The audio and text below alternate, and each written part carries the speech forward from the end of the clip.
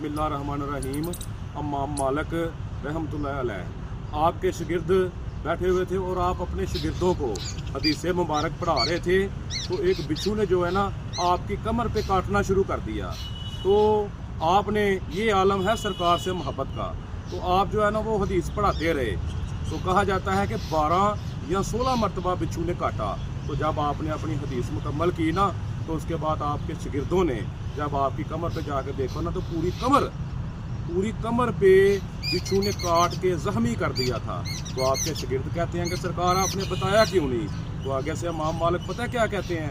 इमाम मालिक कहते हैं कि मैं कैसे बताता, मैं सरकार की हदीस पढ़ा रहा था, हदीस के दरमियान मैं कैसे बोलता और कैसे बताता आपको।